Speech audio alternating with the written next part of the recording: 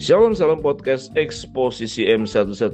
Kita akan belajar apa itu yang disebut dengan etika Kristen. Karena itu kalau kamu dibangkitkan bersama dengan Kristus, carilah perkara yang di atas di mana Kristus ada duduk di sebelah kanan Allah. Pikirkanlah perkara yang di atas bukan yang di bumi, sebab kamu telah mati dan hidupmu tersembunyi bersama dengan Kristus di dalam Allah. Apabila Kristus yang adalah hidup kita menyatakan diri, kelak kamu pun akan menyatakan diri bersama-sama dengan Dia dalam kemuliaan.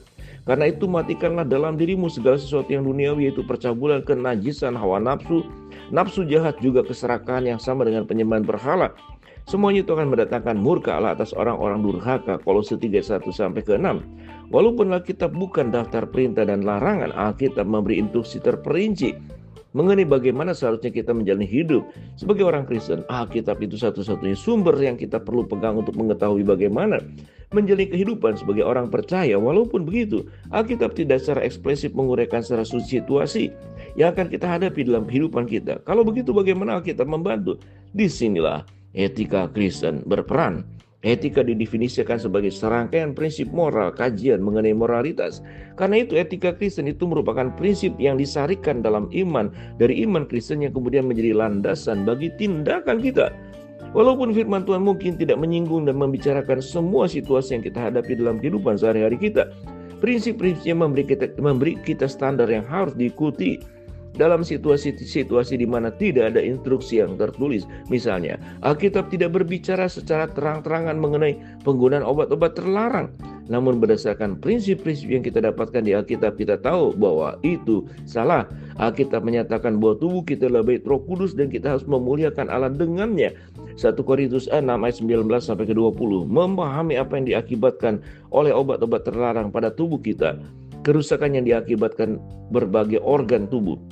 Kita tahu bahwa menggunakan obat-obat terlarang sama juga dengan merusak bait Roh Kudus, maka jelas hal itu tidak memuliakan Allah. Alkitab juga mengajarkan prinsip untuk taat kepada pemerintah yang Allah telah tetapkan, Roma 13 ayat yang pertama.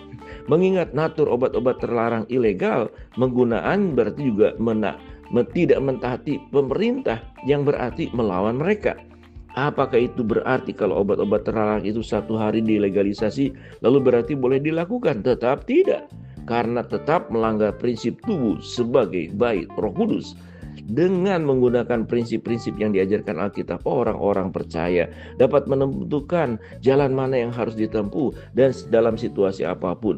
Dalam kasus-kasus tertentu, itu merupakan yang sederhana seperti peraturan hidup yang terdapat dalam Kolose pasal 3.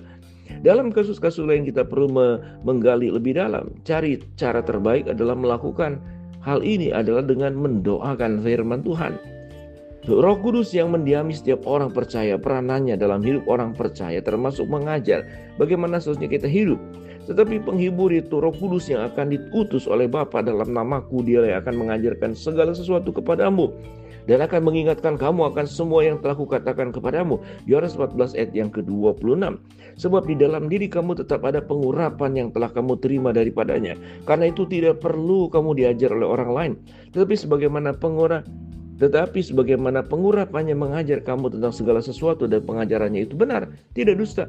Dan sebagaimana ia dahulu telah mengajar kamu, demikianlah hendaknya kamu tetap tinggal di dalam Dia. 1 Yohanes 2:27.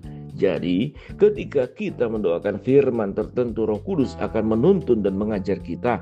Dia akan menunjukkan prinsip yang perlu kita pegang dalam situasi tertentu.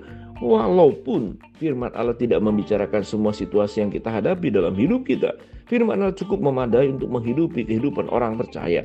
Untuk kebanyakan hal ini, kita tinggal melihat apa yang dikatakan Alkitab dan mengikuti arah yang diberikan.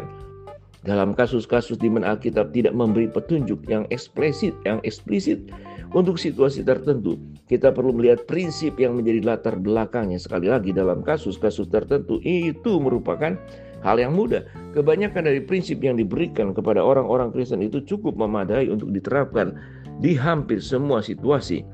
Dalam kasus langka di mana tidak ada petunjuk Alkitab yang eksplisit maupun prinsip yang jelas, kita perlu bersandar kepada Allah. Kita mesti mendoakan firman-Nya dan membuka diri kepada pimpinan Roh-Nya. Roh Kudus akan mengajar dan menuntun kita memahami Alkitab sebagaimana kita mendapatkan prinsip yang perlu dipegang. Karenanya kita dapat berjalan hidup sebagaimana layaknya orang percaya. Shalom, salam podcast M116.